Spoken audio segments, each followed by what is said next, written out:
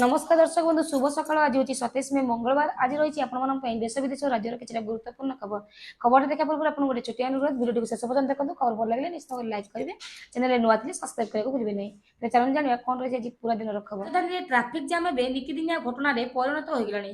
Pick our में सहर भितर 5 किलोमीटर रास्ता अतिक्रम करने अध घंटे अधिक समय लगुच कारण द्रुत गति बढ़ुवा गाड़ी संख्या कहु। बेआईन पार्किंग ट्राफिक भिड़ को बल जोगाऊ। तेणु पार्किंग को व्यवस्थापित करने स्मार्ट सिटी पक्षर बहुतल कार पार्किंग एपटे स्मार्ट जनपथ में 3टी पार्किंग प्लेस रे स्मार्ट पार्किंग करने योजना कर शिशु भवन रु मास्टर कैंटीन को पैकेज 1, मास्टर कैंटीन रु रूपाली चक पैकेज 2 और रूपाली चक रु बाणीबिहार चक पर्यंत पैकेज 3 भाव में चिन्हित होता।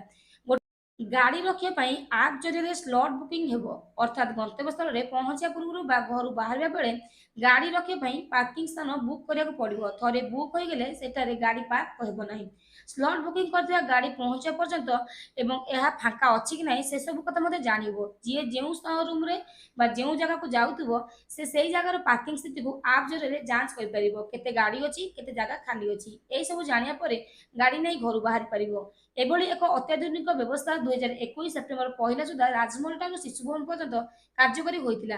राजमहल छकु शिशु भवन जाए 50टी सेंसर माटी तले पोता जाइतिला एवं राजमहल बाणीबिहार पर्यंत 1000 सेंसर लगवार योजना रखा। परवर्ती खबर साबाड़ हेबे साइबर अपराधी राज्य में खोल आउ 20 साइबर थाना। दिनकू दिन बढ़ी चलता साइबर अपराध में बक्र लगवाक ओडिशा पुलिस बड़ प्रस्तुति। राज्य में खोल आउ 20 साइबर थाना। 34 पुलिस जिला को समस्त थाना रे जड़े जड़े साइबर एक्सपर्ट। सेपटे साइबर शैतान को साबाड़ बीजेपी ट्रेनिंग प्रोग्राम 4 दिन साइबर पाठ पढ़े एक्सपर्ट। कनेस्टेबल ठारू आरंभ कर डीसीपी पर्यंत सबू ऑफिसर मान दिज्व तालीम। 2024 मसीह साइबर हेल्पलाइन नंबर 1930 रु मोट 6.5 लाख फोन कॉल आसी। साइबर थाना और निकटस्थ थाना होता अभियोग तथ्य अलग। एमध्यु 38,000 अधिक लोक आर्थिक ठकईर शिकार होती। मोट 376 कोटी टंका ठकई होता कथा जमापड़ी। 37 परवर्ती खबर दीघा जगन्नाथ मंदिर धाम नुहे। जगन्नाथ धाम केवल श्रीक्षेत्र पुरी को ही बुझेब। दीघा मंदिर नामकरण को नहीं समस्ते आश्चर्य होती गजपति महाराज। दीघा जगन्नाथ मंदिर प्रसंग में छत्तीसा नियोग बैठक है आलोचना। गजपति महाराज कहले दीघा जगन्नाथ धाम नाम संस्कृति विरोधी, तेणु दीघा जगन्नाथ मंदिर को जगन्नाथ धाम कहुना। मुख्यमंत्री एने पश्चिमबंग सरकार को चिठी लिखिं।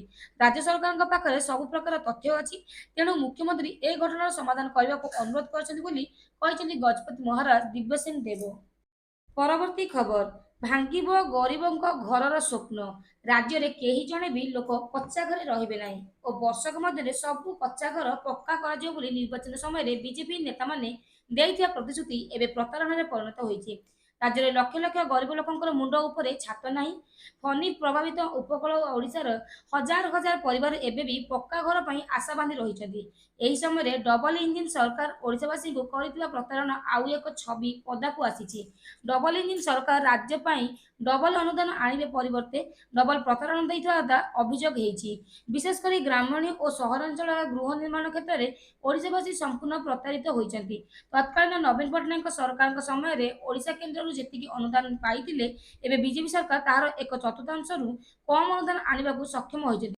गोटे वर्ष में राज्य सरकार केवल आवास योजना 3,485 कोटी टंका कम अनुदान पाई।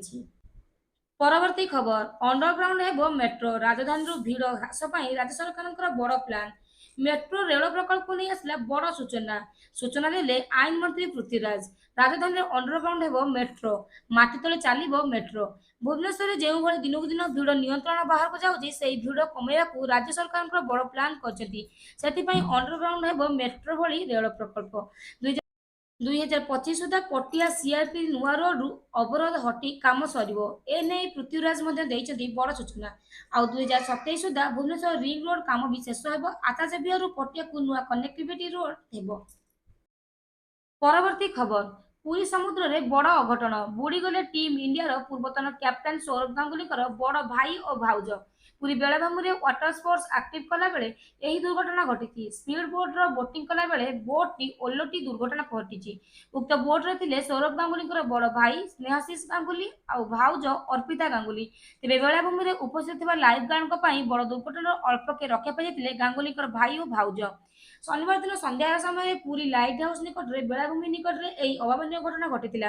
ଏକ ସ୍ପିଡ ବୋଟ୍ର ପର୍ଯ୍ୟଟକଙ୍କୁ ବସାଇ ୱାଟର ସ୍ପୋର୍ଟସ ଆକ୍ଟିଭ କରିବା ବେଳେ ସ୍ପିଡ ବୋଟ୍ଟି ହଠାତ୍ ଓଲଟି ପଡ଼ିଥିଲା। ବୋଟ୍ରେ ଥିବା ପର୍ଯ୍ୟଟକ ବୋଟ୍ ତଳେ କିଛି ସମୟ ପାଇଁ ଚାପି ହୋଇ ରହିଯାଇଥିଲେ। ତେବେ ସେଠାରେ ଥିବା ଘରୋଇ ଲାଇଫ ଗାର୍ଡ ତୁରନ୍ତ ସମୁଦ୍ର ଭିତରକୁ ଯାଇ ବୋଟ୍ ତଳେ ଫସି ଯାଇଥିବା ପର୍ଯ୍ୟଟକଙ୍କୁ ସୁରକ୍ଷିତ ଉଦ୍ଧାର କରିଥିଲେ। ପରବର୍ତ୍ତୀ ଖବର, ରଥଯାତ୍ରା ପାଇଁ ପ୍ରଧାନମନ୍ତ୍ରୀଙ୍କୁ ନିମନ୍ତ୍ରଣ କଲେ ମୁଖ୍ୟମନ୍ତ୍ରୀ ମୋହନ ଚରଣ ମାଝୀ। ଏବେ ପାଖେଇ ଆସୁଛି ରଥଯାତ୍ରା। ଜଗତର ନାଥ ଜଗନ୍ନାଥ ବଡ଼ଦାଣ୍ଡରେ ବିଜେ କରିବେ, ସେଥିପାଇଁ ଆରମ୍ଭ ହୋଇଗଲାଣି ସାଜସଜ୍ଜା। ଏହାରି ମଧ୍ୟରେ ରଥଯାତ୍ରା ନିମନ୍ତେ ପ୍ରଧାନମନ୍ତ୍ରୀଙ୍କୁ ନିମନ୍ତ୍ରଣ କରିଛନ୍ତି ମୁଖ୍ୟମନ୍ତ୍ରୀ ମୋହନ ଚରଣ ମାଝୀ। କେବଳ ପ୍ରଧାନମନ୍ତ୍ରୀ ନୁହେଁ ବରଂ କେନ୍ଦ୍ରମନ୍ତ୍ରୀ ଓ ଏନଡିଏ ଶାସିତ ରାଜ୍ୟର ମୁଖ୍ୟମନ୍ତ୍ରୀଙ୍କୁ ମଧ୍ୟ ନିମନ୍ତ୍ରଣ କରାଯାଇଛି, ଯାହା ବିଷୟରେ ଦିଲ୍ଲୀରେ ଫେରି ଉପମୁଖ୍ୟମନ୍ତ୍ରୀ ପ୍ରଭାତୀ ପରିଡ଼ା ସୂଚନା ଦେଇଛନ୍ତି। ପରବର୍ତ୍ତୀ ଖବର, କେନ୍ଦ୍ର ଶିକ୍ଷାମନ୍ତ୍ରୀ ଧର୍ମେନ୍ଦ୍ର ପ୍ରଧାନ ସମ୍ବଲପୁର ଚିଡ଼ିଆଖାନାକୁ ଓଡ଼ିଶାର ଦ୍ୱିତୀୟ ନନ୍ଦନକାନନ ଭାବେ ପ୍ରାଣୀ ଉଦ୍ୟାନରେ ପରିଣତ କରିବାର ଯୋଜନା ରଖିଛନ୍ତି। ଏହି ପ୍ରକଳ୍ପ କେନ୍ଦ୍ର ସରକାର ଏବଂ ରାଜ୍ୟ ସରକାରଙ୍କ ମିଳିତ ପ୍ରୟାସରେ ହେବ। ଧର୍ମେନ୍ଦ୍ର ପ୍ରଧାନ ରବିବାର ଦିନ ଚିଡ଼ିଆଖାନା ପରିଦର୍ଶନ କରିଥିଲେ, ଯେଉଁଠାରେ ସେ ବର୍ତ୍ତମାନ ସୁବିଧାଜନକ ଗୁଡ଼ିକ ଯାଞ୍ଚ କରିଥିଲେ ଏବଂ ପ୍ରାଣୀ ଓ ଉଦ୍ଭିଦ ଉଦ୍ୟାନ ଉଭୟ ଅନୁସନ୍ଧାନ ମଧ୍ୟ କରିଥିଲେ। ସେ ଚିଡ଼ିଆଖାନାରେ ଭବିଷ୍ୟତ ପାଇଁ ଯୋଜନା ବିଷୟରେ ଆଲୋଚନା କରିବା ପାଇଁ ସ୍ଥାନୀୟ ବାସିନ୍ଦା ଓ ବନ ବିଭାଗ ଅଧିକାରୀ ଏବଂ ଜିଲ୍ଲା ପ୍ରଶାସନ କର୍ମଚାରୀଙ୍କ ସହ ସାକ୍ଷାତ ମଧ୍ୟ କରିଥିଲେ। ଏହା ସହ ସେ କହିଛନ୍ତି ଯେ ଚିଡ଼ିଆଖାନାକୁ ଉନ୍ନତ କରିବା ପାଇଁ ଏକ ବିସ୍ତୃତ ବିକାଶ ଯୋଜନା ପ୍ରସ୍ତୁତ କରାଯିବ, ଯେଉଁଥିରେ କି ଏହା ଭୁବନେଶ୍ୱର ନନ୍ଦନକାନନ ଚିଡ଼ିଆଖାନା ଭଳି ସମାନ ହେବ। ପରବର୍ତ୍ତୀ ଖବର, ଭାରତରେ କରୋନା ଭାଇରସ ପୁଣି ଥରେ ମୁଣ୍ଡ ଟେକିଛି, ଯାହା ଦେଶବାସୀଙ୍କୁ ଚିନ୍ତା ବଢ଼ାଇ ଦେଇଛି। ସାମ୍ପ୍ରତିକ ତଥ୍ୟ ଅନୁସାରେ ଦେଶରେ କୋଭିଡ-19ର ସକ୍ରିୟ ମାମଲା 1000 ଅତିକ୍ରମ କରିଛି ଏବଂ ଏହାର ଜେନ୍-ଏ ଭାରିଏଣ୍ଟ ଦ୍ରୁତ ଗତିରେ ବ୍ୟାପୁଛି। ଏହା ବୃଦ୍ଧି ଯୋଗୁଁ ଅନେକ ରାଜ୍ୟରେ ମାସ୍କ ପିନ୍ଧିବା ପୁଣି ଥରେ ବାଧ୍ୟତାମୂଳକ କରାଯାଇଛି ଏବଂ ଅଫିସ ଓ ହସ୍ପିଟାଲ ଗୁଡ଼ିକରେ କୋଭିଡ ସମ୍ବନ୍ଧୀୟ ଆଡଭାଇଜରି ଜାରି କରାଯାଇଛି। ଏହା ସହିତ ଦେଶରେ କରୋନା ଯୋଗୁଁ ମୃତ୍ୟୁ ସଂଖ୍ୟା ମଧ୍ୟ ବୃଦ୍ଧି ପାଉଥିବା କଥା ରିପୋର୍ଟରୁ ଜଣାପଡ଼ିଛି। ପରବର୍ତ୍ତୀ ଖବର, ମୁମ୍ବାଇରେ ପ୍ରବଳ ବର୍ଷା, ରାସ୍ତାରେ ଆଣ୍ଠୁଏ ଉଚ୍ଚାର ପାଣି, ଯାନବାହନରେ ମଧ୍ୟ ଫସି ରହିଛନ୍ତି ଲୋକେ। ତେବେ ବିଳମ୍ବିତ ରାତିରୁ ମହାରାଷ୍ଟ୍ରର ଅନେକ ସ୍ଥାନରେ ପ୍ରବଳ ବର୍ଷା ଲାଗି ରହିଛି। ସୋମବାର ସକାଳେ ମୁମ୍ବାଇ ପାଇଁ ଆଇଏମଡି ଏକ ସତର୍କ ସୂଚନା ଜାରି କରିଛି। ଆଇଏମଡି ଅନୁଯାୟୀ ଆଗାମୀ 3-4 ଘଣ୍ଟା ମଧ୍ୟରେ ସହରର ବିଭିନ୍ନ ସ୍ଥାନରେ ବିଜୁଳି ସହ ପ୍ରବଳ ବର୍ଷା ଏବଂ 50ରୁ 60 କିଲୋମିଟର ବେଗରେ ପବନ ବହିବାର ସମ୍ଭାବନା ରହିଛି। ସକାଳଠାରୁ ବର୍ଷା ଯୋଗୁଁ ପାନଭେଲ ଷ୍ଟେସନ ପରିସରରେ ଟିକେଟ କାଉଣ୍ଟର ପାଖରେ ପାଣି ଜମା ହୋଇଥିବା ମଧ୍ୟ ଦେଖିବାକୁ ମିଳିଛି। ଏହି କାରଣରୁ ବାହାରୁ ଆସୁଥିବା ଲୋକଙ୍କର ଷ୍ଟେସନରେ ପହଞ୍ଚିବା ପାଇଁ ପାଚେରୀ ଚଢୁଛନ୍ତି। ପରବର୍ତ୍ତୀ ଖବର, ଆସୁଛି ଲଘୁଚାପ। 27ରୁ 30 ଯାଏଁ ପ୍ରବଳରୁ ଅତି ବର୍ଷା ସମ୍ଭାବନା। 29ରୁ 1 ଯାଏଁ ବର୍ଷା ସହ 50 କିଲୋମିଟର ପବନ ବହିବାର ସମ୍ଭାବନା ନେଇ ମତ୍ସ୍ୟଜୀବୀଙ୍କୁ ସମୁଦ୍ରକୁ ମନା ପାଇଁ ସତର୍କ କରାଯାଇଛି। ତେବେ 27 ତାରିଖରେ ପଶ୍ଚିମ କେନ୍ଦ୍ରୀୟ ଓ ତାର ପାର୍ଶ୍ୱବର୍ତ୍ତୀ ଉତ୍ତର ବଙ୍ଗୋପସାଗରରେ ଏକ ଲଘୁଚାପ କ୍ଷେତ୍ର ସୃଷ୍ଟି ହେବାର ସମ୍ଭାବନା ଦେଇଛି ପାଣିପାଗ ବିଭାଗ। ଲଘୁଚାପ ସୃଷ୍ଟି ହେବାର 2 ଦିନ ଭିତରେ ଏହା ଅଧିକ ଘନୀଭୂତ ହୋଇ ରାଜ୍ୟରେ ପ୍ରବଳ ବର୍ଷା କରାଇବାକୁ ନେଇ ପୂର୍ବାନୁମାନ କରିଛି ବିଭାଗ। ଏହା ସହ ଏକ ଟ୍ରଫ୍ ଲାଇନ୍ ମଧ୍ୟ ସକ୍ରିୟ ରହିଛି। ପ୍ରଭାବରେ 27 ତାରିଖରୁ 30 ତାରିଖ ଯାଏଁ ରାଜ୍ୟରେ ଭାରୀ ବର୍ଷାର ସମ୍ଭାବନା ରହିଛି। ଏହି ବର୍ଷା ମୌସୁମୀ ଅଗ୍ରସରକୁ ଆହୁରି ସକ୍ରିୟ କରିବା ସହ ଓଡ଼ିଶାକୁ ମୌସୁମୀର ଆଗମନକୁ ନେଇ ସ୍ଥିତି ଅନୁକୂଳ ରହିବ ବୋଲି ପୂର୍ବାନୁମାନ କରିଛି ପାଣିପାଗ ବିଭାଗ। ଜୁନ୍ 1ରେ ବଦଳିବ ପାଗ। ପରବର୍ତ୍ତୀ ଖବର, ପାକିସ୍ତାନ ପାଇଁ ଗୋଇନ୍ଦାଗିରି କରିବା ପଡ଼ିଲା ମହଙ୍ଗା, ଜେଲ୍ ଗଲେ ୟୁଟ୍ୟୁବର ଜ୍ୟୋତି। ତେବେ ପାକିସ୍ତାନ ପାଇଁ ଗୋଇନ୍ଦାଗିରି କରୁଥିବା ଜ୍ୟୋତି ମଲ୍ହୋତ୍ରାଙ୍କୁ ଜେଲ୍ ପଠାଇ ଦିଆଯାଇଛି। ପାକିସ୍ତାନ ପାଇଁ ଗୁପ୍ତଚରଗିରି କରୁଥିବା 12 ଜଣଙ୍କ ଭିତରୁ ଜ୍ୟୋତି ହେଉଛନ୍ତି ଜଣେ ଅନ୍ୟତମ। ହରିୟାଣାର ଏକ କୋର୍ଟ ଜ୍ୟୋତିଙ୍କୁ 14 ଦିନିଆ ଜୁଡିସିଆଲ କଷ୍ଟଡିକୁ ପଠାଇ ଦେଇଛନ୍ତି। 4 ଦିନ ପାଇଁ ଜ୍ୟୋତି ପୋଲିସଙ୍କ ରିମାଣ୍ଡରେ ଥିଲେ। ଏବେ ଏନଆଇଏ ହାତକୁ ଏକ ନୂଆ ତଥ୍ୟ ଆସିଛି, ଯେଉଁଥିରେ ଜଣାପଡ଼ିଛି ପାକିସ୍ତାନ ଜ୍ୟୋତିଙ୍କ ସୁରକ୍ଷାରେ 6 ସୁରକ୍ଷାକର୍ମୀ ନିୟୋଜିତ ହୋଇଥିଲେ। ସେ ଯେଉଁଆଡ଼େ ଯାଉଥିଲେ ବନ୍ଧୁକ ଧରି ସେମାନଙ୍କ ପଛେ ପଛେ ଯାଉଥିଲେ। ପଞ୍ଜାବ, ହରିୟାଣା ଓ ଉତ୍ତରପ୍ରଦେଶରେ ଅନେକ ପାକିସ୍ତାନ ପାଇଁ ଗୋଇନ୍ଦାଗିରି କରି ଗିରଫ ହୋଇଛନ୍ତି। ପରବର୍ତ୍ତୀ ଖବର, ଦେଶରେ ବିଭିନ୍ନ ସହରରେ କମିଛି ସୁନାର ମୂଲ୍ୟ। ତେବେ ଚାଲନ୍ତୁ ଜାଣିବା ଭାରତ ବଜାରରେ ସୁନାର ମୂଲ୍ୟ କ'ଣ ରହିଛି। ଭାରତୀୟ ବଜାରରେ 24 କ୍ୟାରେଟ ସୁନାର ମୂଲ୍ୟ 98,070 ଟଙ୍କା ରହିଥିବା ବେଳେ 22 କ୍ୟାରେଟ ସୁନାର ମୂଲ୍ୟ 99,890 ଟଙ୍କାରେ ପହଞ୍ଚିଛି। ପରବର୍ତ୍ତୀ ଖବର, 4 ରାଜ୍ୟରେ 5 ବିଧାନସଭା ଆସନରେ ଉପନିର୍ବାଚନ ନେଇ ତାରିଖ ଘୋଷଣା କରିଛନ୍ତି ନିର୍ବାଚନ କମିଶନ।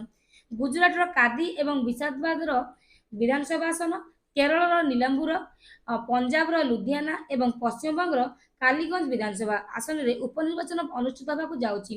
ଉପନିର୍ବାଚନ ପାଇଁ ମତଦାନ ତାରିଖ ଜୁନ୍ 19 ତାରିଖ ସ୍ଥିର କରାଯାଇଛି। ଫଳାଫଳ ଜୁନ୍ 23 ତାରିଖରେ ଆସିଯିବ। ଭାରତୀୟ ନିର୍ବାଚନ କମିଶନ ଗୁଜରାଟ, କେରଳ, ପଞ୍ଜାବ ଏବଂ ପଶ୍ଚିମବଙ୍ଗର 5ଟି ବିଧାନସଭା ନିର୍ବାଚନ ମଣ୍ଡଳୀ ପାଇଁ ଉପନିର୍ବାଚନ ତାରିଖ ଘୋଷଣା କରିସାରିଛନ୍ତି। ସମସ୍ତ 5ଟି ଆସନ ଇସ୍ତଫା କିମ୍ବା ମୃତ୍ୟୁ ଯୋଗୁଁ ଖାଲି ପଡ଼ିଥିଲା।